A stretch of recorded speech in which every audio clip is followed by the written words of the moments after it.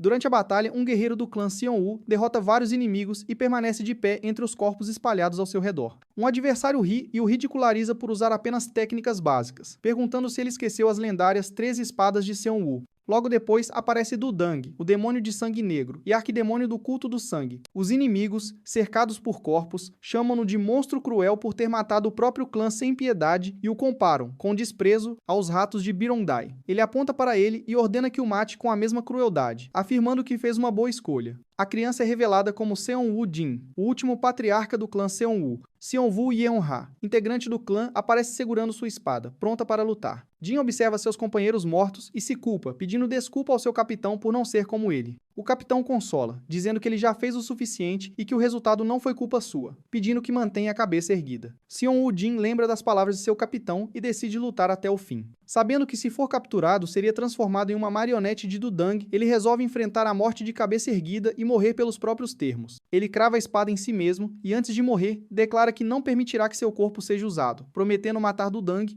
nem que seja como um fantasma. O demônio grita furioso ao ver-Lu se sacrificar, e Jin se arrepende de ter vivido com medo de lutar, e de não ter mostrado todo o seu potencial. De repente é envolvido por uma energia misteriosa, e enquanto cai em um espaço, ouve uma voz furiosa chamando por ele. Um homem grita furioso por Jin, exigindo explicações. De repente, Jin desperta em um corpo diferente, confuso com o que está acontecendo, ajoelhado diante de várias pessoas. Ele percebe a presença de seu pai, o patriarca do clã Xiongwu, alguém que ele não via há 10 anos. Jin tenta falar, mas mal consegue acreditar no que está vendo. Com as mãos amarradas, é acusado de ter matado Dan Hasang, o terceiro jovem mestre do clã Dan e seu futuro cunhado. Ele fica sem entender a acusação e se lembra de Dan Hasang, seu único amigo de mais de 10 anos atrás. Recorda a noite em que estavam bebendo juntos e o momento seguinte, quando Hasang foi encontrado morto. Jin percebe que foi acusado injustamente de Lu matado, mesmo sem motivo ou força para isso. Ele pensa que voltou exatamente para o dia em que foi acusado de assassinato. Diante do patriarca, apenas consegue dizer que não se lembra, o que deixa seu pai furioso, chamando-o de tolo por não ter nada melhor a dizer. Os irmãos mais velhos de Jin Seong, Haeok e Ji, zombam dele diante do patriarca. Um deles sugere matar Lu e enviar o corpo ao clã Dan, enquanto o outro propõe deixar Lu vivo, mas aleijado, para que o clã inimigo possa se vingar.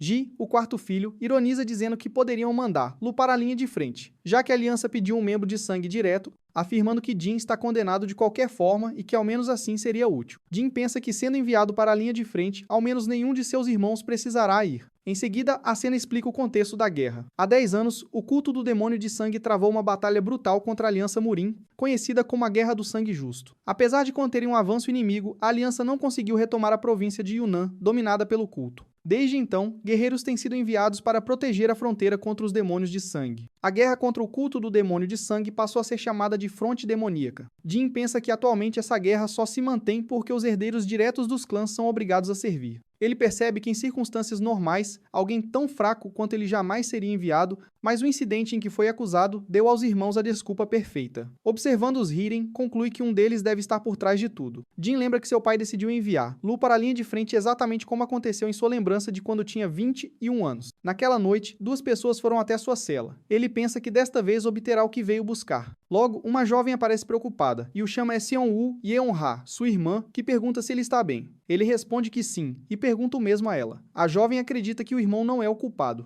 Jin, lembrando do passado, pensa que antes só teria chorado e agradecido por suas palavras, mas desta vez confirma que ela está certa. Ele explica calmamente que jamais mataria o noivo dela, pois ele era seu único amigo. Jin conta que estava bebendo com Dan quando de repente viu uma espada que não era dele cravada nas costas do homem. Yeonha, surpresa, pergunta por que ele não contou isso ao pai, e Jin responde que preferiu permanecer em silêncio, pois ir para a linha de frente parecia a melhor escolha naquele momento. Ele relembra sua infância difícil, em que perdeu a mãe cedo e cresceu sem ninguém em quem pudesse confiar. Teve que aprender a sobreviver sozinho, e graças à sua memória excepcional, foi chamado de prodígio. Mas para se proteger dentro do clã, precisou fingir ser um tolo. Com o tempo, essa fachada o consumiu até que ele realmente se tornou o que fingia ser. Por 21 anos, foi visto como a vergonha do clã, alguém que apenas ria quando zombado. Cansado dessa vida, decide mudar seu destino. Para isso, precisaria deixar o clã e ir para a linha de frente, onde esperava encontrar seu ídolo, o lendário Dragão dos Ventos, Seopung. Jin percebe que algo está diferente em Yeonha no passado. Ela apenas o consolou, mas agora sua atitude mudou, o que o deixa surpreso. Enquanto pensa sobre isso dentro da cela, alguém se aproxima silenciosamente. Para sua surpresa, é o próprio pai quem surge diante dele, encarando-o com uma expressão triste. Jin percebe que até seu pai parece diferente desta vez, e se pergunta se é por causa da mudança dentro de si. Ele recorda que no passado, quando implorou para fugir, o pai apenas suspirou e o deixou. Agora, no entanto, o homem o encara e pergunta diretamente se ele foi mesmo acusado injustamente. Jin se pergunta se o pai teria ouvido sua conversa com Yeon-ha e começa a suspeitar que talvez, mesmo naquela época, seu pai já soubesse a verdade. O pai revela que sempre soube que o filho fingia ser um tolo, mas não imaginava que ele desejava deixar o clã. Arrependido, pede perdão e admite que a vida de Jin foi arruinada por culpa dele. Jin fica confuso com aquela mudança repentina, lembrando que o pai nunca intervia. Não importava o que seus irmãos ou suas madrastas fizessem. Ele percebe que seu pai talvez não fosse completamente indiferente no passado, pois o poder das esposas e famílias influentes dentro do clã era tão grande que até ele precisava se submeter. Pensando nisso, Jin entende que por ser filho de uma mãe sem influência, o distanciamento do pai pode ter sido, de certa forma, uma forma de protegê-lo. O pai pergunta se há algo que ele deseja pedir antes de ser enviado para a linha de frente. Jin então solicita permissão para passar um dia nos arquivos do patriarca. O pai pergunta o motivo, e Jin explica, envergonhado, que não conhece nada sobre as artes marciais do clã e que gostaria de aprender um pouco antes de partir para a fronteira.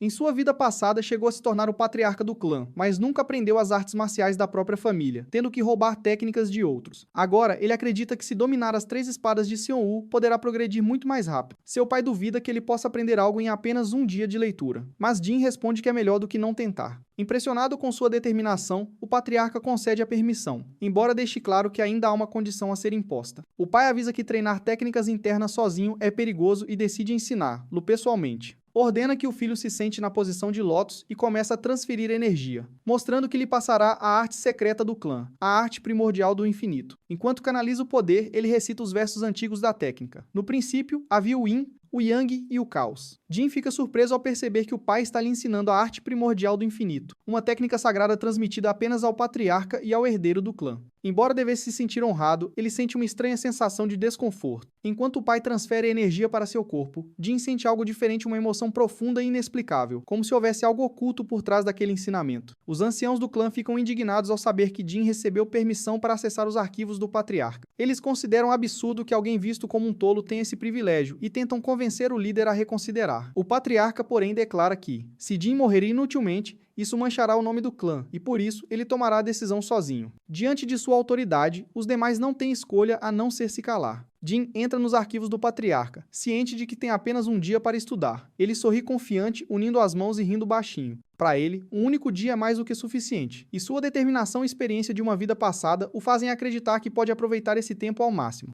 Jin passa o dia dentro da biblioteca do clã, determinado a memorizar todas as artes marciais registradas ali. Ele lembra que desde jovem era chamado de prodígio por causa de sua memória fotográfica, uma habilidade que lhe permitiu sobreviver até mesmo na linha de frente, copiando os movimentos de seus companheiros. O capitão costumava chamar esse dom de memória eidética. Agora, sentado em posição de meditação, Jin concentra-se completamente. Ele acredita que todo o conteúdo daquela biblioteca está destinado a ser gravado em seu cérebro e promete que, desta vez, usará todo esse conhecimento da melhor forma possível. Jin começa a leitura decidido a estudar as técnicas mais importantes sobre a arte primordial do infinito, que aprendeu com o pai, e a lendária 13 espadas de Seon-woo. Por horas, ele lê e memoriza sem parar, até a exaustão. Cercado por pilhas de livros, desaba no chão, achando que vai morrer de tanto esforço. Apesar de ter decorado tudo, ele admite que não entendeu nada sobre as 13 espadas, frustrado por não conseguir compreender a essência da técnica. Cansado, Jin decide interromper o estudo e sair da biblioteca para respirar um pouco de ar fresco. Ele deita na grama e suspira, dizendo que está completamente acabado. Pensa que talvez devesse parar por hoje, já que, de qualquer forma, não entendeu quase nada do que leu.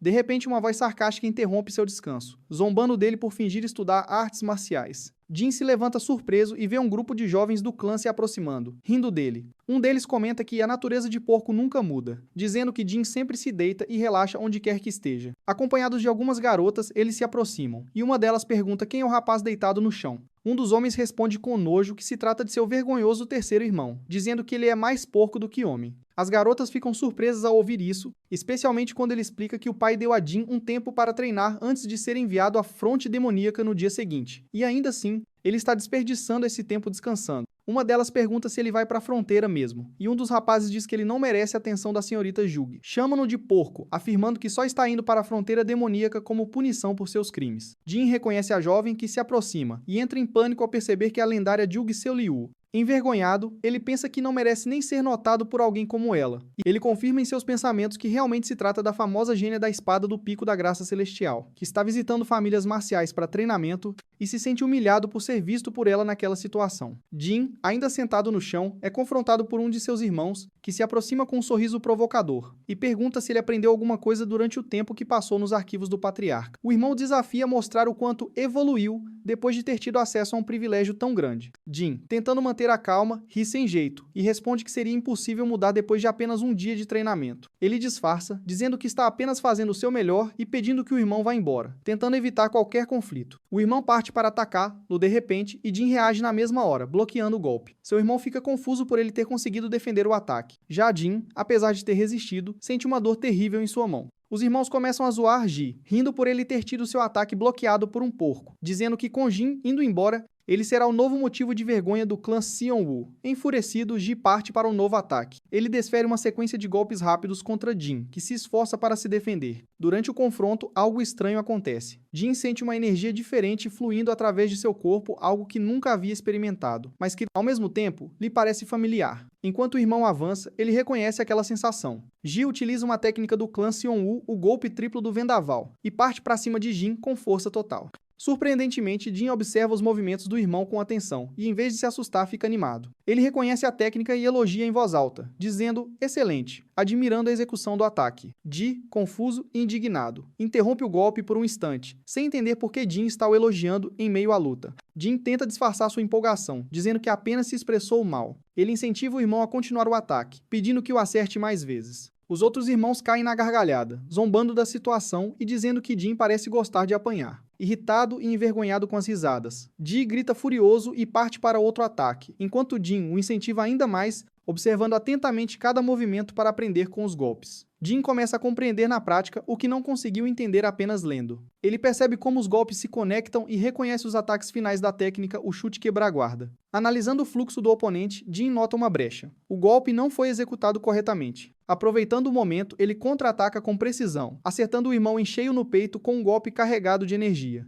O impacto é forte e o adversário é lançado para trás, tossindo sangue e caindo no chão. Um dos irmãos, irritado com a derrota de Ji, comenta que Jin teve apenas sorte e o desafia a lutar contra eles também. Jin pensa consigo mesmo que aquilo já estava indo longe demais. Antes que o confronto continue, a senhorita Julgues repreende os irmãos, dizendo que é vergonhoso espancar um irmão ferido e provocar alguém que mal consegue ficar de pé. Ela despreza a atitude deles e comenta com Kyung-yeon, a jovem ao seu lado, que aquilo é simplesmente patético. Os irmãos tentam se justificar, dizendo que só estavam checando o estado do irmão, mas são claramente desmascarados. Enquanto um deles se preocupa com Ji, Jin observa em silêncio e pensa que toda a situação é patética, tanto a covardia dos irmãos, quanto sua própria passividade por ter permitido isso até agora. Logo o grupo se retira, ajudando o ferido a se afastar. Sozinho novamente, Jin desaba no chão, suspira aliviado e pensa que precisa mudar urgentemente seu corpo e se livrar daquele excesso de peso o quanto antes. Jin se assusta ao perceber a presença de seu pai, o patriarca do clã Seon-woo. Nervoso, tenta se justificar, mas o pai o interrompe, dizendo que ele trabalhou duro e que está orgulhoso. Em seguida, o patriarca compartilha algo pessoal e revela que das 4 vezes que se casou, apenas uma foi por vontade própria. As outras foram imposições do dever para com o clã.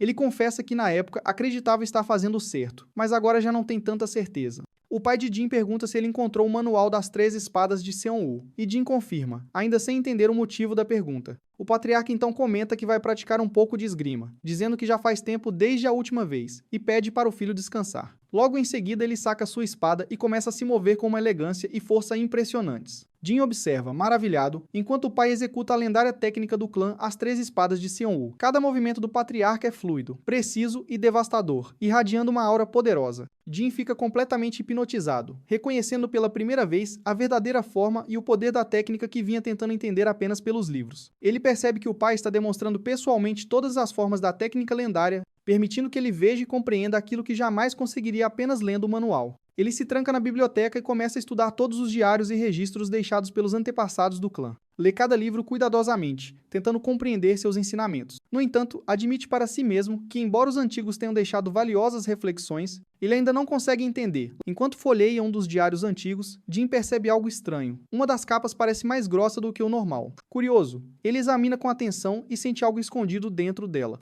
Ele descobre um pergaminho escondido dentro do livro, e ao abri-lo percebe que ele descreve uma forma de combate desconhecida. O título chama sua atenção, a 14ª forma. Ele vira o papel e encontra mais instruções dessa vez, com o nome A 15ª Forma. Jin percebe que aquilo pode ser algo extraordinário, talvez as formas secretas e perdidas das 13 espadas de Xiongwu, que ninguém mais conhecia. À noite, Yeonha está sentada penteando o cabelo até que se encara no espelho, e lembra da senhorita Jugi Sioyu, a bela e talentosa espadachim do clã Jugi, a mulher com quem ela claramente se compara. Segurando o pente com força, murmura que queria crescer um pouco mais. Ela estava se arrumando quando ouviu as servas conversando animadas. Elas riam, contando que o quarto jovem mestre havia sido ferido pelo terceiro, e tentando impressionar a senhorita Jugi, acabou desmaiando bem na frente dela. Curiosa, Yeonha perguntou o que tinha acontecido, mas ao ouvir que o irmão Ji foi ferido depois de ser atingido por Jin, seu semblante mudou na hora. As servas confirmam, assustadas, que é verdade e que Jin realmente feriu o irmão Ji. Ao ouvir isso, Yeonha fica tomada pela raiva e pergunta como ele pôde fazer aquilo. Jung Seo-yu entrega um envelope a Cheon-yeon, dizendo que ali estão as informações que ela pediu sobre o terceiro jovem mestre do clã Xiongwu, compradas de um informante local. Cheon-yeon agradece e tenta pagar na hora, mas Seo-yu sorri e responde que não há necessidade, dizendo que um pouco de dinheiro não é nada entre amigas. Curiosa,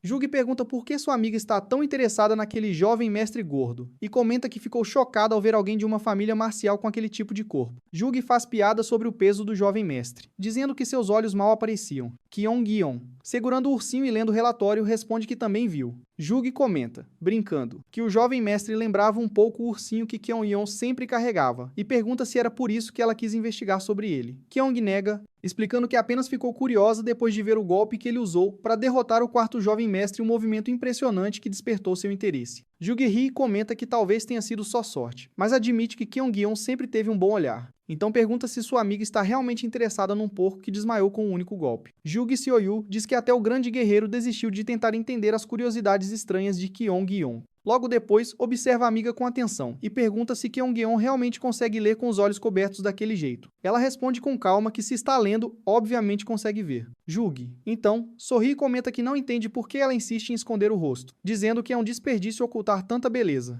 Kyong pergunta se Jugi gostaria que ela prendesse a franja, e Jugi responde que não, dizendo que se ela chamasse ainda mais atenção, ficaria com inveja e isso seria assustador. Kyong concorda e diz que está decidido. Jugi ri e comenta que é bom Kyong não gostar de se destacar, dizendo que está feliz por terem uma amizade assim. Kyong concorda e responde dizendo que ela não é nada parecida com o resto do clã Jugi. Em frente ao portão do clã, o patriarca se despede do filho, desejando que ele sirva com honra e volte em segurança. Jin promete trazer glória ao nome da família. Antes de partir, agradece a Yeonha por ter ido se despedir tão cedo. Ela responde dizendo que é o mínimo que pode fazer pelo irmão que está partindo em uma longa jornada. Ela entrega um embrulho ao irmão, dizendo que preparou algo para ele levar na viagem. Curioso, ele pergunta o que é, e ela explica que são bolinhos de arroz que ela mesma fez. Ele ri e pergunta se foi ela quem cozinhou, e Yeonha confirma, dizendo que não pode garantir o sabor. O irmão agradece com carinho e diz que vai saborear, luz com prazer. Após se despedir, Jin monta em seu cavalo e parte junto de outros guerreiros, prometendo voltar com honra. Já na estrada, cavalgando pela floresta, Jin chama a atenção de um dos companheiros. O líder, Jang Gang-seong, pergunta ao jovem mestre o que houve, achando que ele quer parar para descansar. Mas, para surpresa de todos, ele desce do cavalo e anuncia que vai correr até Yunnan para perder peso. Os guerreiros ficam chocados com a decisão do jovem mestre e perguntam como ele conseguiria correr uma distância tão longa com seu físico. O líder tenta argumentar, dizendo que respeita sua vontade, mas lembra que há um contrato e que a viagem levaria muitos dias. Ignorando as preocupações, o jovem pergunta sobre seu cavalo, e o líder responde que é um bom animal. Então Jin pede para ele ficar com o cavalo. Os guerreiros comentam que o cavalo do jovem mestre valeria muito dinheiro se fosse vendido, o que o faz pensar que eles pretendiam aceitar-lo de graça. Percebendo o mal-entendido, o líder admite honestamente que o animal vale uma fortuna muito mais do que poderiam aceitar como pagamento. O jovem mestre se surpreende com a sinceridade dele, já que não esperava essa reação. Jin pede desculpas ao líder por ter-lo julgado mal e o elogia por sua honestidade, dizendo ser uma honra viajar com guerreiros tão íntegros. O líder tenta se explicar, admitindo que sabe o valor real do cavalo, mas explica que não conseguiria vender-lo por um bom preço na linha de frente, e se o mantivesse, poderia acabar se acomodando. O jovem mestre propõe então um acordo. Ele realmente dará o cavalo ao líder, mas em troca, pede que o guerreiro o ajude com algumas coisas durante a viagem. O líder fica surpreso ao perceber que o terceiro jovem mestre não é nada parecido com os rumores e demonstra respeito por sua atitude. Ele aceita o acordo e promete se empenhar ao máximo na jornada. Jin inicia sua corrida de Gyeong até Yunnan, um trajeto de 3 dias a cavalo. Mesmo ciente da dificuldade por causa de seu físico, ele segue firme, vendo o desafio como o início de seu renascimento. Determinado a mudar de vida, Jin se motiva e promete a si mesmo que vai se transformar. Porém, logo em seguida, começa a passar mal e vomita, surpreendendo todos ao redor. Um dos guerreiros pergunta se ele está fingindo para evitar a corrida, mas Jin, mesmo debilitado, se levanta, limpa a boca e diz que já descansou o suficiente, pronto para continuar o desafio. Jin cai no chão ofegante enquanto os guerreiros o observam. Ele se surpreende com o quanto correr é difícil, percebendo que mal conseguiu durar 15 minutos e já não sente forças nem para mover um dedo. Quando está prestes a desmaiar, a senhorita Keong aparece e lhe oferece um pano para enxugar o suor. Jin se desespera ao perceber que quem lhe ofereceu o pano foi Lady Kyung-yeon, e envergonhado pede desculpas por ter lá visto naquele estado deplorável. Ela pergunta se ele a conhece, e ele explica que ouviu seu nome por meio de Lady Jug. Kyung-yeon lhe entrega o pano, dizendo para ele ficar com ele e continuar se esforçando, incentivando-o a não desistir. Kyung-yeon se despede sorrindo, dizendo que torcerá por Jin. Enquanto ela se afasta, os guerreiros comentam animados, elogiando o jovem por ter recebido um lenço de uma dama tão bela, e ficam até com inveja. Jin, apesar de saber que o gesto provavelmente não teve segundas intenções, não consegue evitar um certo orgulho e satisfação com a situação. Animado após o incentivo de Kyung-yeon, Jin decide recomeçar o treino e grita, cheio de determinação, sendo acompanhado pelos guerreiros que o apoiam com entusiasmo. No entanto, logo em seguida ele passa mal e vomita de exaustão, deixando o grupo preocupado. Diante disso, um deles sugere fazer uma pausa para comer antes de continuar. Jin, sem forças, ri de si mesmo e comenta que a partir de agora provavelmente farão muitas refeições ao ar livre. Durante a noite, Jin e os guerreiros fazem uma pausa e se reúnem ao redor de uma fogueira para comer. Vendo os outros jantando, Jin se aproxima e pergunta se pode se juntar a eles. O líder do grupo concorda, mas lembra que a irmã de Jin havia preparado comida para ele. Sorrindo sem jeito, Jin admite que ela não é exatamente uma boa cozinheira e brinca, dizendo que o que ela fez não era muito comestível. Enquanto jantam ao redor da fogueira, todos riem das piadas sobre a comida feita pela irmã de Jin, dizendo que seria injusto se uma mulher nobre e bonita também soubesse cozinhar. Um dos guerreiros brinca, dizendo que o homem que se casar com ela estará condenado, o que leva Jin a retrucar, irritado. Logo depois, a cena corta para a floresta, onde criaturas e corvos aparecem mortos. E Jin pensa que talvez ele simplesmente não esteja destinado a ter uma vida pacífica ao lado de sua família. Jin pensa sobre Yeon-ha, percebendo que ela está agindo de uma forma completamente diferente do que ele lembrava. No passado, ela era sua única família, e o olhar preocupado dela era algo que ele valorizava profundamente. No entanto, ele se recorda de que às vezes via em seus olhos um ódio e desprezo inexplicáveis, sentimentos que na época ele preferiu acreditar serem apenas fruto de sua imaginação. Ele chega à conclusão de que Yeon-ha nunca mudou, ele é que foi ingênuo demais para perceber a verdade. Ela nunca se importou realmente com ele, e talvez até tenha sido a responsável pela morte de Dan Ha-sang. Jin sente o peso da solidão justamente quando acreditava ter compreendido os sentimentos de seu pai e finalmente ganhado alguém em sua vida. Ele percebe que acabou de perder outra pessoa importante. Ele se levanta e chama um dos companheiros e pede emprestado uma espada por um momento. A partir daquele momento, a viagem de Jin se transformou em um treinamento constante. Enquanto os outros viajavam a cavalo, ele corria sem parar. Nos momentos de descanso, praticava com a espada, reduzindo até o sono para aperfeiçoar suas técnicas de cultivo, com a frente demoníaca se aproximando cada vez mais. Jin sabia que não podia desperdiçar um único instante. Aquele lugar era literalmente uma armadilha mortal, e se quisesse sobreviver, precisaria dar tudo de si. Os companheiros de Jin comentam impressionados com sua dedicação, dizendo nunca terem visto alguém treinar de forma tão incansável. Um deles admite ter duvidado que ele resistisse, mas agora sente vergonha por tê-lo subestimado. Jin responde rindo e dizendo que só está se esforçando tanto porque não quer morrer. Enquanto fala, de repente ele é quase atingido e cai no chão.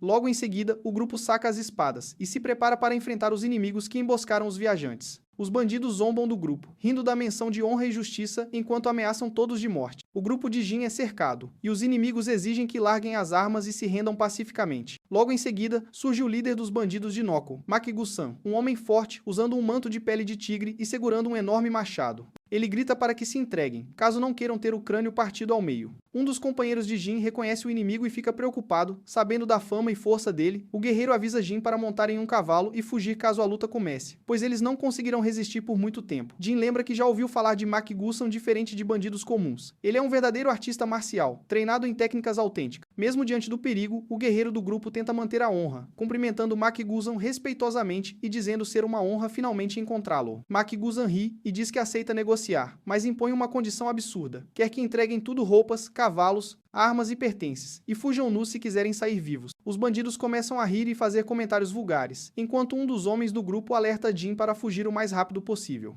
No entanto, Jin se irrita e grita com o chefe dos bandidos se apresentando como o terceiro filho do clã Seon-woo, e pergunta se ele está ansioso para ser completamente aniquilado. Mak-Guzan zomba de sua declaração de ser o terceiro filho do clã Seon-woo, e Jin confirma sua identidade e o acusa de cavar a própria cova por desafiá-lo. Os bandidos duvidam, achando tudo absurdo, mas Jin insiste, mostrando o emblema do clã como prova. Guzan, desconfiado, exige que ele jogue o medalhão para verificar pessoalmente. Jin pergunta se ele realmente está planejando atacá-lo se aproximar, mas Guzan responde que se Jin não jogar o token logo, ele atacará primeiro. Jin então diz que vai jogar o token de longe, mas avisa Guzan para prestar bastante atenção e devolver o objeto. Jin lança o token do clã para o líder dos bandidos, mas quando o bandido tenta pegar o token, Jin aproveita a oportunidade e ataca, desferindo um golpe certeiro, deixando Guzan gravemente ferido. O golpe surpreendeu os outros bandidos, que ficam assustados ao verem seu chefe ferido. Os bandidos tentam impedir Jin, mas ele permanece tranquilo e com uma série de ataques rápidos, derruba seus inimigos com facilidade, cortando vários inimigos de uma vez. Após a ordem de ataque, seus aliados os seguem, motivados para apoiar o jovem mestre Seon-woo. A batalha começa, mas os inimigos começam a fugir em pânico, chamando Jin de o açougueiro. Ele então sente uma sensação de familiaridade com o campo de batalha. Após a batalha, Jin se deita no chão, cansado enquanto seus aliados se aproximam dele. Um deles, surpreso com sua habilidade, sugere que Jin pode ser a reencarnação de um ancião em um corpo jovem, devido à sua força e resistência. Jin, ainda com um sorriso cansado, nega a hipótese, explicando que o motivo de sua queda foi apenas o esforço físico, já que a luta foi exaustiva. O homem diz que pela sua idade é impressionante conseguir matar sem hesitar, algo que não é comum para qualquer pessoa. Além disso, ver Jin sentado tranquilamente entre tantos cadáveres o faz pensar em coisas absurdas, impressionado com a naturalidade do jovem diante da morte. O homem comenta que achou ter visto a espada de Jin emitir uma aura, perguntando se era energia de espada. Jin nega, explicando que sua energia interna não é tão avançada, e o que viram foi apenas o efeito da técnica ilusória das 3 espadas de Seon-woo. Surpresos, eles reconhecem imediatamente o nome, e ficam admirados com a habilidade do jovem em usar uma arte tão renomada. Ele comenta que, como esperado, a arte de espada de um clã nobre realmente se destaca,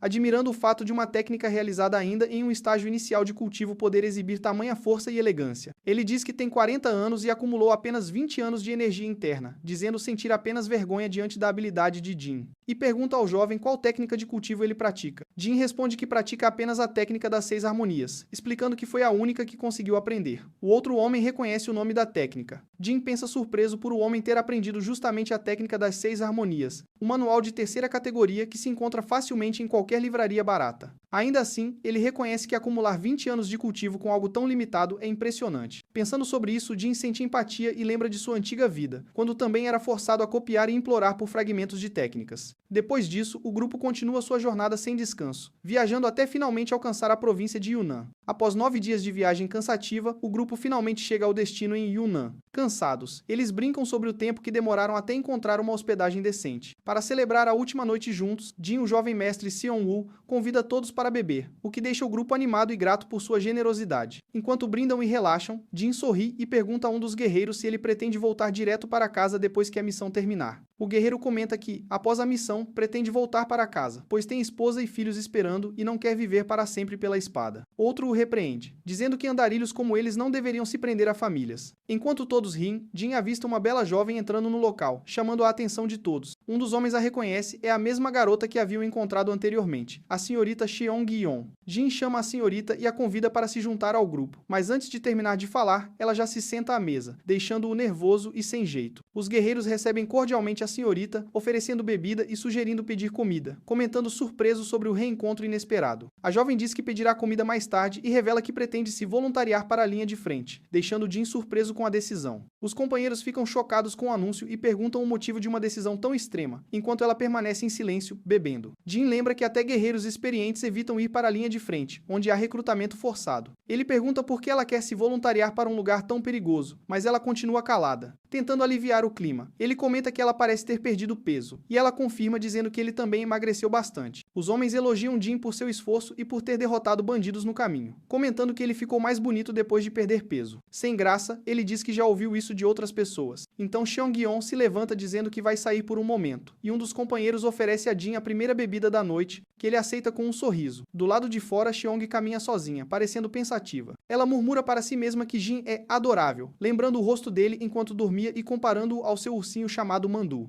Ela recorda os movimentos que ele mostrou casualmente e as informações que descobriu ao investigar seu passado. Tudo isso despertou sua curiosidade. Lembra também de seu jeito atrapalhado e da falta de resistência física, que o fazia desmaiar facilmente, e admite que não poderia deixá-lo morrer nas mãos dos membros do culto do demônio de sangue. Ela quer protegê-lo e, como alguém que viu o lado adorável dele, sente isso como um dever pessoal. Foi por isso que o seguiu até ali. No entanto, agora percebe que não há mais motivo para ir até a linha de frente, e pensando na família preocupada dele, decide voltar no dia seguinte. De repente, ela ouve gritos de socorro vindos da floresta e imediatamente saca sua espada, correndo na direção do som. Ao chegar, se depara com uma criatura monstruosa envolta em uma aura vermelha. A criatura avança nela sem pensar em se defender. Então ela decide encerrar a luta com um golpe final. Acerta uma sequência de golpes, cortando o inimigo diversas vezes, mas se assusta ao vê-lo de pé, completamente ileso. A criatura avança em sua direção. Ela tenta contra-atacar, mas é atingida por um golpe que a lança para trás com força. Ela se equilibra e encara o inimigo, tentando entender o que está atacando. Ao ver o corpo musculoso e deformado, se assusta e grita, achando que é um pervertido. Cheong concentra sua energia na espada e lança cortes rápidos contra o inimigo, mas fica chocada ao perceber que ele não sofreu nenhum dano. Um homem aparece de repente, gritando e perguntando quem ela é.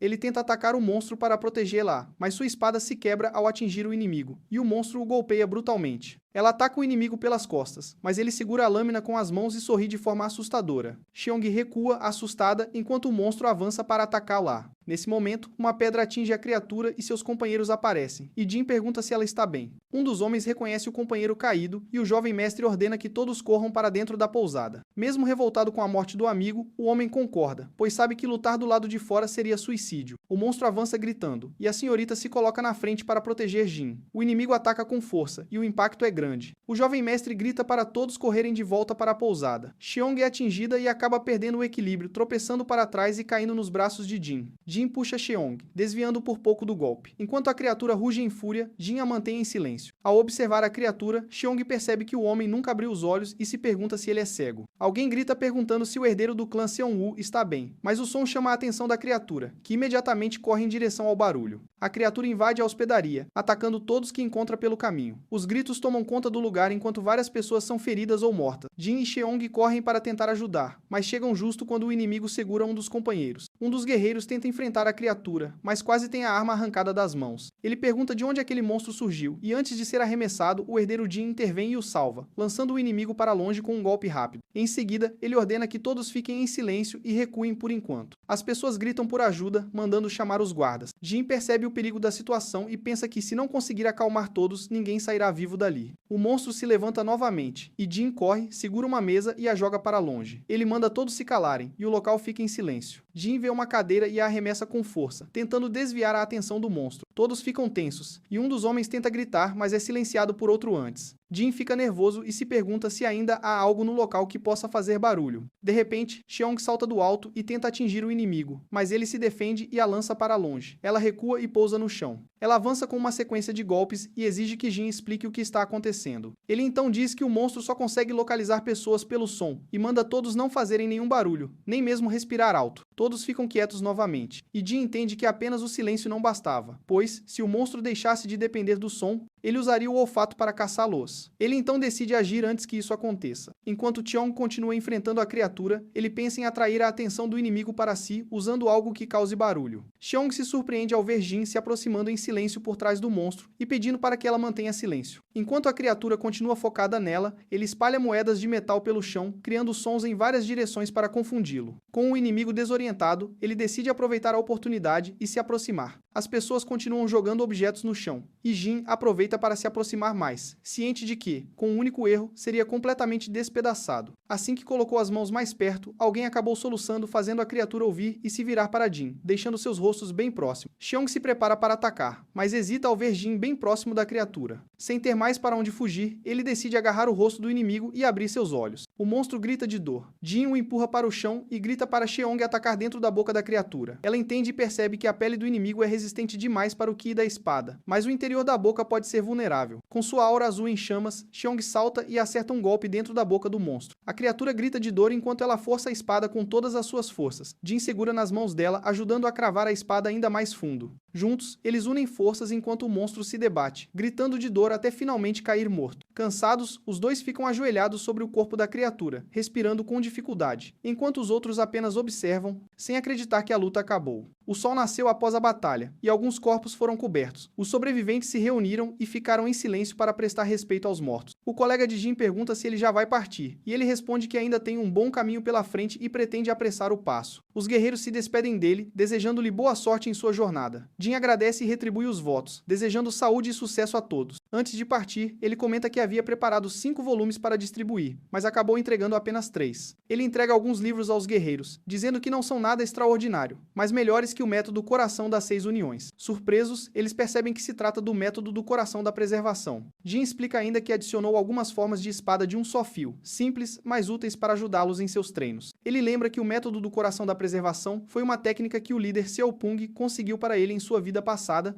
um método que lhe permitiu acumular 60 anos de energia interna em menos de 10. Foi graças a essa técnica que atingiu o mais alto nível entre os guerreiros de primeira categoria. Surpreso com a generosidade dele, o homem pergunta por que Jin faria algo tão valioso por eles e como poderiam retribuir tamanha bondade. Jin responde que todos lutaram lado a lado e que por isso são amigos. As técnicas que ele deu já não lhe servem, então está apenas presenteando seus novos companheiros. Os guerreiros o agradecem. Jin se despede, desejando reencontrá-los no futuro quando todos se tornarem mestres de primeira categoria, prometendo que nesse dia beberão e celebrarão juntos. Enquanto se afastam, Cheong comenta que nunca viu um artista marcial compartilhar suas técnicas com estranhos e o chama de alguém peculiar. Jin responde que não importa, já que aquelas técnicas não eram segredos do clã Seong-woo. Durante o caminho, ele pergunta se ela realmente pretende ir para a linha de frente, alertando que lá há inúmeros monstros contra os quais o Ki da espada não funciona e que ela pode acabar morrendo. A jovem diz que pensou muito sobre a decisão e concluiu que deve ir para a linha de frente. Ela lembra que, se há tantos monstros ali, significa que pessoas estão lutando por suas vidas nesse exato momento, e recuar seria ignorar essa realidade. Ela diz que não aprendeu artes marciais para fugir de desafios e que seu pai sempre lhe ensinou a viver com orgulho. A jovem pergunta se ele a vê apenas como uma dama ou como uma verdadeira artista marcial. Jin admite tê-la julgado mal e se desculpa. Ela aceita o pedido de desculpas com um sorriso, elogiando-o por ser um homem capaz de reconhecer seus erros. Em Yunnan, no campo de batalha contra o culto do demônio de sangue, um garoto é atacado pelas costas enquanto sua companheira grita. Inimigos cruéis zombam deles, atacando sem piedade. De longe, observando tudo do alto das árvores, aparecem os líderes demoníacos conhecidos como Foices Gêmeas das 7 Desventuras. O homem chamado Jimek segura a jovem e zomba dela, perguntando se o rapaz ferido é seu amado, prometendo que ela logo o esquecerá. O segundo dos irmãos demoníacos, Gu Yodil, aparece segurando a jovem à força e debocha dela com um sorriso perverso, chamando o irmão para observar. No entanto, um sinal de fumaça vermelho é lançado em um pedido de socorro. Um dos inimigos percebe o perigo e avisa que terão problemas em breve. Mesmo assim, os gêmeos decidem capturar mais uma antes de fugir, saltando das árvores em direção às vítimas. As guerreiras se reúnem rapidamente em formação defensiva, prontas para enfrentar os inimigos do culto. O confronto começa com ataques rápidos e brutais das foices gêmeas das 7 Desventuras. Apesar da resistência das mulheres, a diferença de poder é evidente. Quando a situação parece crítica, uma figura surge dos céus, o líder da 4ª unidade da Corporação dos 13 Dragões Ascendentes, Mayu Gion,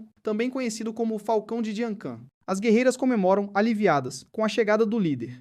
Um deles pergunta o que devem fazer, enquanto o outro tenta manter a calma e decide enfrentá-lo sozinho. Jimak ataca com suas foices em alta velocidade, mas o líder contra-ataca, jogando o homem para longe. Os inimigos percebem a aproximação de um novo oponente e ficam em alerta. De repente surge Tang Yuan, a espada do clã Tang, descendo das árvores pronta para entrar na batalha. Os dois trocam golpes violentos, e percebendo que está em desvantagem, Jimak diz ao irmão para capturar a mulher e fugir. Os inimigos avançam em grupo, tentando capturar Tang Yuan, que rapidamente recua e salta pelas árvores para escapar, enquanto eles gritam para que ela pare. O inimigo tenta fugir carregando a refém, mas é rapidamente interceptado e ferido. Logo em seguida salvam a aliada ferida e desbloqueiam o fluxo de Ki dela. Ao ver isso, os bandidos percebem que caíram em uma armadilha. Tang Yuan chama os líderes demoníacos de tolos e parte para o ataque. Quando o grupo tenta reagir, outro guerreiro surge do alto, o Capitão Fong Yang, dos Dragões Ascendentes. Ele salta e acerta um golpe de cima, cortando a foice do inimigo em 2. Em outro local, o jovem Gyosung, líder do primeiro esquadrão, aparece e ataca o inimigo, dizendo que estava no meio de um sonho agradável,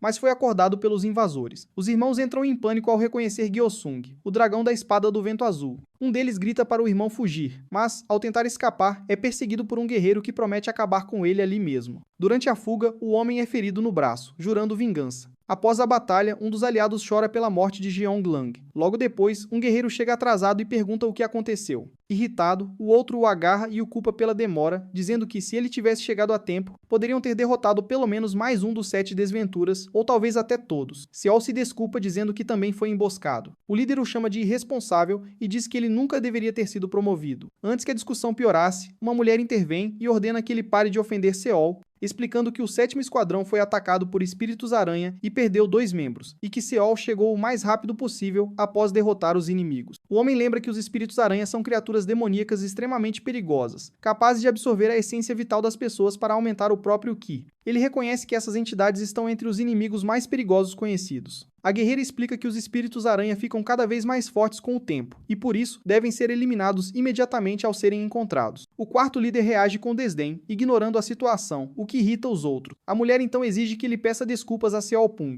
O Homem de Vermelho tenta acalmar a vice-líder, dizendo que o outro também sofreu perdas. Ela insiste, mas ele afirma estar bem, e pede que não o defenda. Tang repreende o Homem de Vermelho por ser bondoso demais, dizendo que isso permite que outros o desrespeitem e que sua atitude pode prejudicar sua equipe. Ele tenta disfarçar o constrangimento, e logo depois, outro companheiro se desculpa em nome do líder, e Seol aceita. Gyeosung pergunta ao capitão se os novos recrutas chegaram naquele dia. O capitão responde que levará tempo até que eles consigam fazer sua parte, mas ainda assim é um alívio ter reforços e espera que os novatos consigam sobreviver por um tempo. A cena se passa em Yunnan, no 2º quartel-general do culto do grande demônio de sangue. Todos são levados até uma sala de espera, onde são informados de que o vice-capitão chegará em breve e que devem aguardar ali. Jin percebe que, além de Cheong, há apenas mais uma pessoa se juntando ao grupo, e pensa que algumas coisas nunca mudam. Logo depois, Cheong menciona que o 13 grau pelotão é o mais jovem de todos, provavelmente porque muitos guerreiros veteranos morreram. Jin concorda que a idade média dos pelotões está diminuindo, algo que ocorre em todo o exército do dragão ascendente.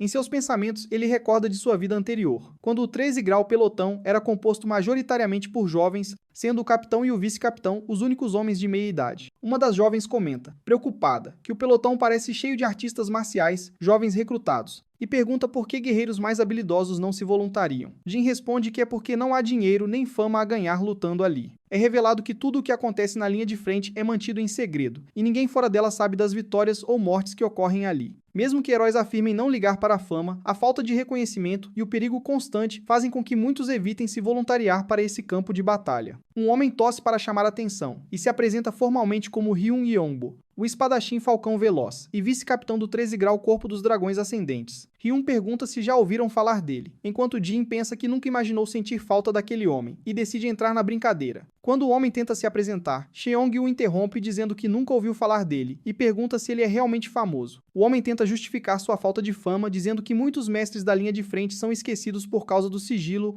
mas a jovem rebate dizendo conhecer todos os mestres do Reino Pináculo, e pergunta se ele realmente alcançou esse nível. Jin pensa que ela foi muito ousada ao provocar o vice-capitão logo no primeiro encontro, e que ele deve ser uma pessoa bem temperamental. O vice-capitão, ainda irritado, decide encerrar a conversa e começa a distribuir os recrutas em suas equipes. Ao ler a lista, ele revela o nome de um dos novos membros, Seon-woo Jin, o terceiro filho do clã Seon-woo. Em seguida menciona Cheon-juen, filha mais velha de Cheon-ga-sang, pertencente aos Guizhou Deadly Guardians, um grupo de artes marciais considerado não ortodoxo. Jin acha incomum alguém de uma seita desse tipo se voluntariar para lutar na linha de frente sob a Aliança Murin, o que explica o interesse do vice-capitão nela. O capitão pergunta a Cheong sobre sua origem, notando que ela não revelou nem o nome da seita nem o de seus pais. Ela apenas confirma seu nome. Jin percebe que ela também havia se apresentado assim para ele antes, mas lembra que até a dama do clã Jaegal a tratava com respeito, o que indica que Cheongyeon claramente não vem de uma origem comum. Cheong confirma seu nome, mas o vice-capitão a repreende, dizendo que pessoas com identidade duvidosa não podem se voluntariar para a linha de frente. Jin, porém, pensa que isso é uma hipocrisia afinal. Até o líder da seta equipe, Seol Pung, tem sua origem desconhecida, e que o vice-capitão claramente inventou essa regra no momento. Ele insiste que, sem revelar sua seita e origem, Cheongyeon não pode se juntar ao 13 grau Corpo, mesmo que o quartel-general não tenha dado tal ordem. Ele exige que ela conte tudo ou vá para outra unidade. Jin então intervém, explicando que Cheong é amiga próxima de Jaegal Seoyu, da Espada da Sabedoria Celestial, um nome respeitado do clã. O vice-capitão fica surpreso e nervoso ao descobrir que Jaegal Seoyu é a filha de Jaegal Jigang, o estrategista da Aliança Murin e a flor protegida do clã Jaegal. Ele não acredita que alguém com tamanha importância teria uma amiga servindo na linha de frente. Jin, rindo, disfarça dizendo que não sabe o motivo, mas sugere que deve ser algo relacionado a ordens secretas da alta hierarquia da Aliança. O vice-capitão fica apavorado ao perceber que se envolveu com alguém ligado ao influente clã Jaegal. Jin chega aos alojamentos da Cetera Esquadra e reconhece o lugar, dizendo que continua igual às suas memórias. Ele pensa que ao longo de 7 anos, muitas coisas aconteceram ali, algumas tristes, outras felizes, e lembra das experiências e pessoas que marcaram aquele período de sua vida. Jin se sente aliviado por ter sido designado a 7ª unidade e não a 4, de Mayugyeon, mas logo percebe que a sorte pode não durar. O líder da unidade o avisa que alguns veteranos costumam testar os novatos. Porém, ao chegarem, Jin é recebido com hostilidade, e os soldados o insultam, chamando-o de vergonha do clã Seon-woo e mandando-o embora. Jin pensa que aquilo vai muito além de simples provocações entre recrutas. Ele lembra de como no passado suportou o sofrimento e o bullying de seus companheiros até conseguir mudar a si mesmo. E, embora em muitos momentos tenha desejado morrer por causa disso, ainda assim sorri, sentindo-se renovado por retornar àquele lugar que marcou sua transformação. Ao entrar na sala com o líder da unidade, encontra os demais membros reunidos.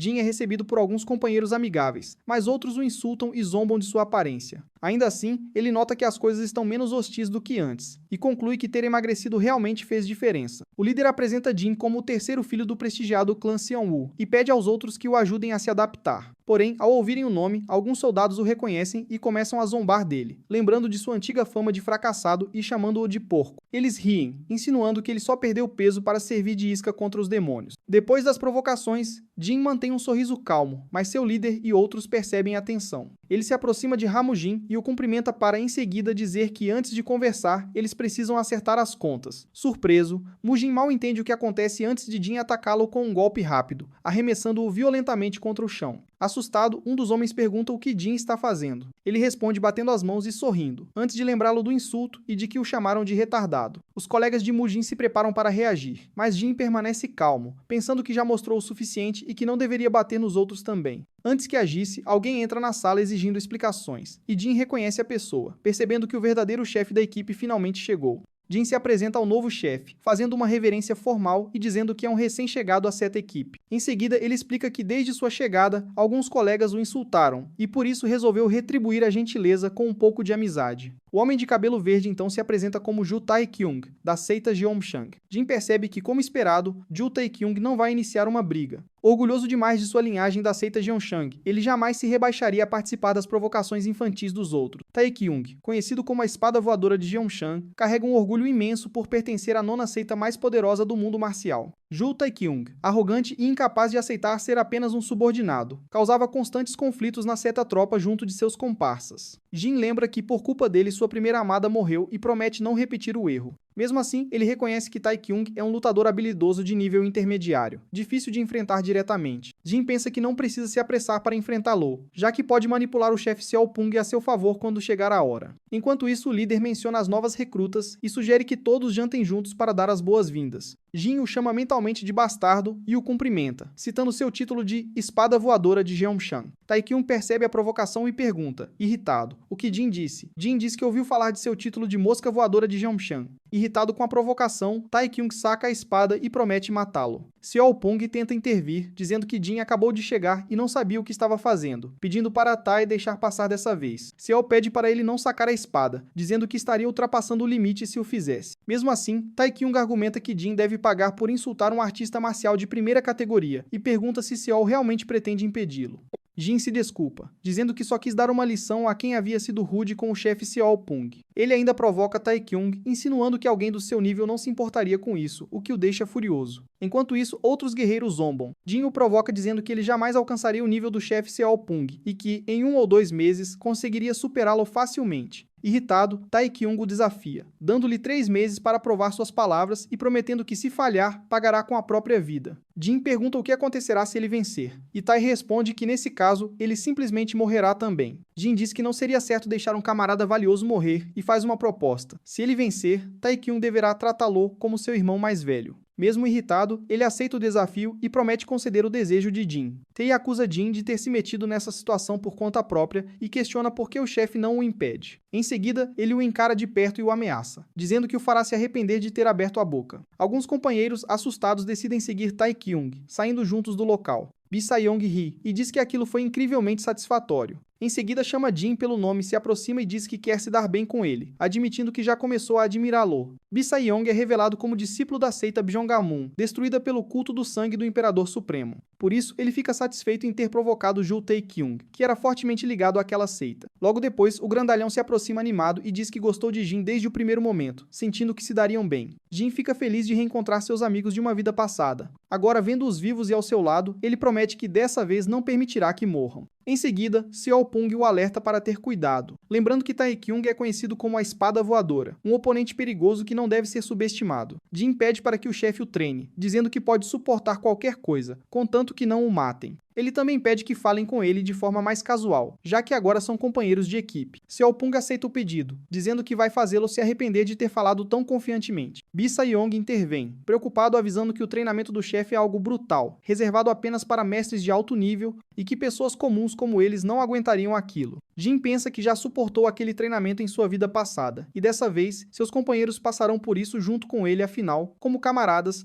deveriam compartilhar as experiências boas e ruins. Jin comenta que ele pareceu corajoso à primeira vista, mas talvez não fosse tão confiante assim. Ofendido, Sayong reage dizendo que não teme nada neste mundo, e decide provar sua coragem, aceitando participar do treinamento extremo junto com Jin e os outros. Bae Jongwon ri, dizendo que adoraria se juntar ao grupo, mas revela ter um grande sonho: derrotar cultistas malignos com um corpo treinado até o limite da resistência. Por isso, afirma que não pode perder tempo com outros tipos de treinamento. Jin elogia sua determinação e pede para aprender seu treinamento corporal extremo. Surpreso, Jongwon pergunta se Jin está realmente falando sério. Seolpung comenta que um guerreiro do passado já havia dito algo parecido a Baejong, sobre testar quem tinha a pele mais resistente contra os cultistas. Surpreso, Jongwon pergunta se isso é verdade, e Jin confirma, mas revela que na época mentiu sobre seus verdadeiros motivos. Ele explica seu objetivo real: usar seu corpo endurecido para voar como um meteoro e destruir cultistas com um impacto, imaginando o quão incrível seria atravessá-los como uma bala de canhão. A ideia deixa Jongwon impressionado e pensativo. Jin brinca dizendo que, se conseguisse realizar esse feito, o mundo das artes marciais o chamaria de Meteoro Divino de Ferro, ou Estrela de Diamante Voadora. Bae Jongwon repete os nomes, tentando entender se Jin realmente está falando sério. No dia seguinte, o grupo segue por uma trilha na floresta para iniciar o treinamento. Bi-Sayong diz que aquilo não é nada para alguém do clã Bjongmun.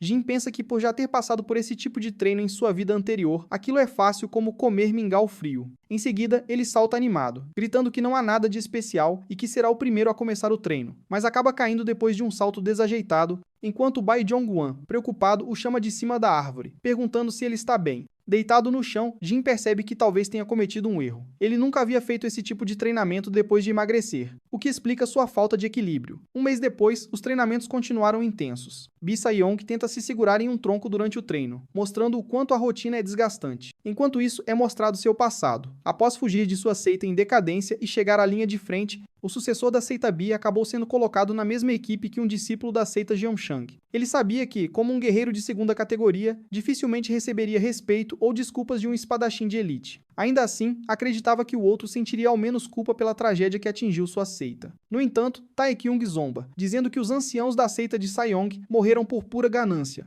Bi-Sayong se irrita e avança, mas é contido pelo comandante. O resultado era previsível, ele não teria chance contra alguém do nível de Taekyung. Após aquele dia, a vida de Bi-Sayong pouco mudou. Continuava sendo apenas um guerreiro de segunda categoria, incapaz até de derrotar um único demônio, muito menos alguém como Ju Taekyung.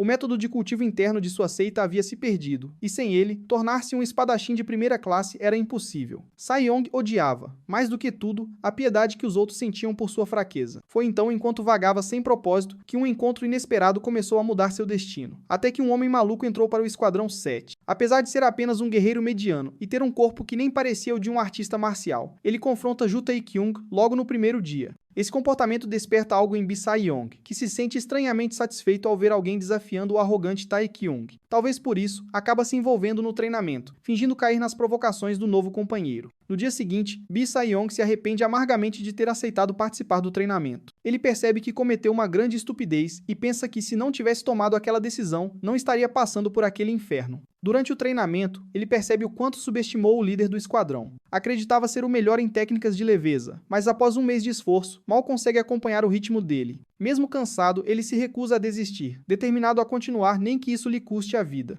Jin aparece cheio de energia, chamando Sae-young e zombando dele por estar frustrado tão cedo no treinamento. Brincando, ele diz que talvez consiga alcançá-lo em breve. Bi Sae-young se recusa a perder para Jin, irritado por ver que ele está no mesmo nível, mesmo carregando mais peso. O que o deixa ainda mais inconformado é que Jin está aprendendo justamente a técnica corporal pesada do Bi, e mesmo assim mostra progresso rápido. Em apenas 3 dias de treino, Jin já havia pedido ajuda e começado a melhorar. Jin oferece a Sae-young algo tentador em troca da ajuda com a técnica corporal, ensiná-lo a um método de cultivo de energia interna. Além disso, Jin foi o primeiro a reconhecer verdadeiramente o valor da técnica de corpo pesado de Sae-young, o que o motivou ainda mais. Determinado a não ficar para trás, Sae-young se esforça ao máximo, decidido a não perder para Jin de jeito nenhum. A rotina de treinamento do grupo é intensa e bem estruturada. Ao amanhecer, eles começam com uma corrida, seguida de exercícios de respiração, e depois passam para o treino com armas. Após comer, os 3 homens se reúnem separadamente para o treinamento físico e de artes externas, focando no fortalecimento corporal. À noite, o dia termina com lutas de sparring entre os membros da equipe, onde todos testam suas habilidades uns contra os outros. O ciclo de treinamento do grupo continua diariamente. Após mais uma corrida exaustiva, eles comemoram o fim do treino. Ao chegarem, o instrutor elogia o esforço, e um deles explica que estava mais lento porque aumentou o peso dos equipamentos. Sae-young, sempre otimista, ri dizendo que ainda precisa melhorar, e comenta que o treinamento serve para se superar a cada dia. Seon-woo reage humildemente aos elogios e lembra de Lady. Nasceu Yu, a mulher que o tratou com bondade quando todos o desprezavam. Ele revela que a amava em segredo, mas nunca teve coragem de confessar seus sentimentos, nem conseguiu salvá-la de morrer. Seon-woo observa satisfeito o progresso do grupo e pensa que tudo está indo bem, talvez graças à presença de tantos mestres, como havia previsto Lady Cheong-yeon. Todos os membros do esquadrão estão totalmente concentrados no treinamento, especialmente Cheong, que, movida por seu espírito competitivo, surpreende a todos ao decidir participar também dos treinos de artes externas, algo incomum para ela. Enquanto domina o Hongwu Naegong e as 3 espadas de Seon-woo, Jin percebe que está evoluindo muito mais rápido do que em sua vida passada. Ao mesmo tempo, Sae-young aprimora a técnica Kwai Shin-beop, o que o faz progredir rapidamente, e Jong Soo-han estuda o método de cultivo do clã Diamante Indestrutível, demonstrando um equilíbrio maior entre o treino interno e externo diferente de como era antes. O clã Diamante Indestrutível é descrito como uma seita que busca a verdadeira invulnerabilidade, treinando tanto o corpo quanto o espírito. No entanto, Seon-woo admite que essa seita, na verdade, não existe. Ele apenas inventou o nome para motivar Jong Soo-han, passando-lhe uma técnica de Shaolin. Ainda assim, ele considera que, se o propósito e os resultados são bons, isso é o que realmente importa. 2 meses se passam desde sua chegada, e Jin lembra que, conforme suas memórias da vida anterior, um grande incidente acontecerá em breve. Jin recorda que nessa mesma época em sua vida passada, cerca de 50 Gangui, demônios, atacaram de repente como um tsunami, dizimando o esquadrão Biryong, que jamais havia enfrentado mais de 5 ou 6 de uma vez. Foi uma tragédia sem precedentes, quase aniquilando toda a unidade. Embora a causa exata fosse desconhecida, esse evento marcou o início do colapso das linhas de frente. Agora, mesmo ciente do que está por vir, ele reconhece que não tem poder suficiente para impedir, nem alertar ninguém sobre o desastre que se aproxima. Ele se sente frustrado por saber que uma tragédia está prestes a acontecer, mas não ter força para impedi-la. Enquanto isso, um novo personagem aparece correndo pela floresta, reclamando de ser popular demais, mas na verdade está sendo perseguido por um enxame de mosquitos. Ele diz que preferia ser popular com mulheres, e não com insetos. Irritado com os mosquitos, o homem grita de raiva, começa a atacar com sua espada e elimina todos os insetos ao redor. Os outros guerreiros o elogiam por sua habilidade, reconhecendo a técnica como a famosa espada das 72 ondas. Ele responde que aquilo não é nada demais, e apenas o básico para um discípulo da seita Cheonseon. Eles comentam sobre outro líder lendário, Han Go-jeon, conhecido como o Rei da Espada do Vento Azul, considerado um verdadeiro gênio da seita. Brincando, um deles diz que compará-lo ao seu próprio líder, apelidado de Macaco Ágil, seria como comparar um dragão a um macaco, o que deixa o líder furioso. Ele chama o outro de monstro inumano, mas o grupo ri e o provoca ainda mais, dizendo que ele é gentil e até tem braços longos. Quando uma das guerreiras se esquiva da brincadeira amorosa, os outros zombam dele por ter sido rejeitado novamente, deixando-o envergonhado e irritado. O líder do grupo percebe algo estranho e ordena silêncio. Logo ele sente uma presença se aproximando e alerta que há muitos inimigos vindo. Os guerreiros assumem posição defensiva, mas logo percebem que estão cercados por uma quantidade enorme de criaturas os Gangui. O líder, assustado com o número, grita para que a vice-líder envie o sinal de alerta, enquanto a batalha está prestes a começar. Ele percebe que algo está errado. O número de inimigos é muito maior do que o esperado. Grita para todos baterem em retirada imediatamente, percebendo que há pelo menos 3 criaturas de nível médio entre os Gangui. Explosões e caos tomam conta da floresta enquanto o grupo tenta escapar do ataque.